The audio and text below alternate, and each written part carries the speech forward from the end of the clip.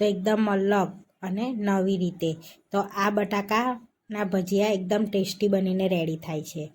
તો આ બટાકાના ભજીયા વરસાદ પડતો હોય તો ખાવાની તો મજા પડી જાય છે, એટલા ટેસ્ટી બનીને રેડી.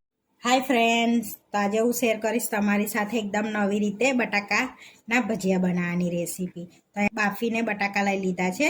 તો આ ભજીયા વરસાદમાં ખાવાની તો મજા પડી જશે. તો આગળ બાફીને લઈ લીધા છે. તો હવે આપણે આનો પેલા મસાલો બનાવી લઈશું, આપણે સાઈડમાં રાખીશું.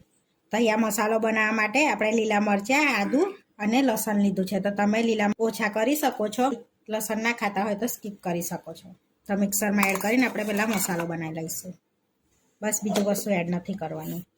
તો આપણે મસાલો વાટી લીધો છે. તો આ રીતનો જ કચરો વાટવાનો. તો આપણે આ મસાલાની અંદર આપણે આ જ મસાલો યુઝ કરીશું, લાલ મરચું યુઝ નથી કરવાનું.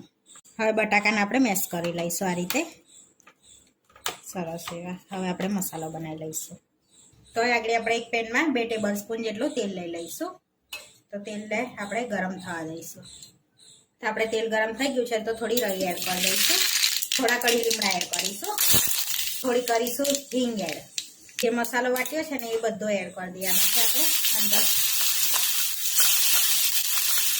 શેકી લઈશું પેલા મસાલામાં. આપણે મસાલો સરસ શેકાઈ ગયો છે. તો હવે આપણે મેશ કરેલા બટાકા એડ કરી દઈશું. મેશ કરેલા બટાકા એડ કરી દઈશું એની અંદર.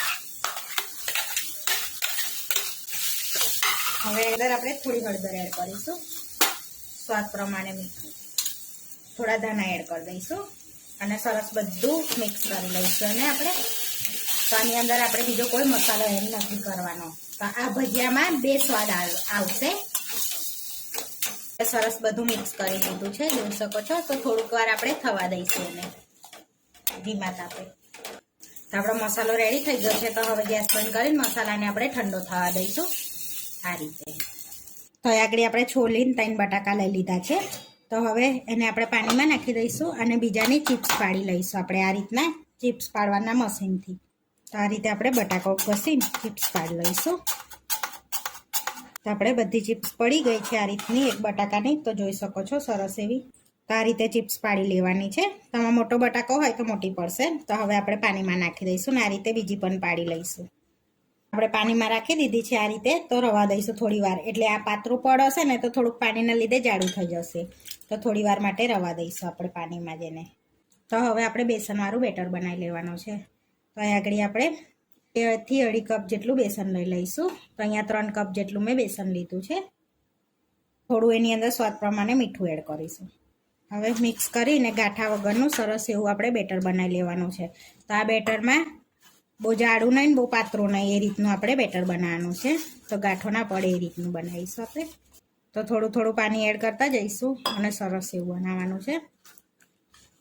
મીડિયમ બેટર રાખવાનું છે આપણે. તો બહુ જાડું હશે તો આપણા ભજીયાનું ઉપરનું પડ એકદમ થીક લાગશે અને પાતળું હશે તો ભજીયા એકદમ એ થઈ જશે. તો આ રીતનું જાડું નહીં પાતળું નહીં, એ રીતનું આ રીતનું રાખવાનું છે. તો આ રીતનું આપણે બેટર રાખીશું. તો હવે આપણે થોડી વાર માટે રવા દઈશું આને પણ.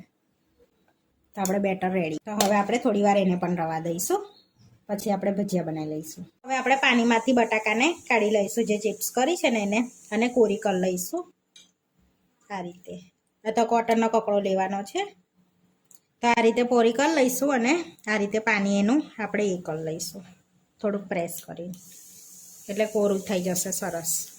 તો આ રીતે કોરા થઈ ગયા છે તો આપણે પ્લેટમાં લઈ લઈશું. આ રીતની એને કાણાવાળી જ લેવાની છે, એટલે પાણી હોય તો નીતરી જાય. તો આપણો માવો પણ ઠંડો સરસ થઈ ગયો છે, જોઈ શકો છો આ રીતનો. તો હવે આપણે આ રીતની 2 ચિપ્સ લઈ લેવાની છે બટાકાની આ રીતની. હવે જે માવો બનાવ્યો છે ને એ આપણે એની પર રાખી દઈશું. આ રીતે ભરી દેવાનો છે થોડો થોડો સરસ એવો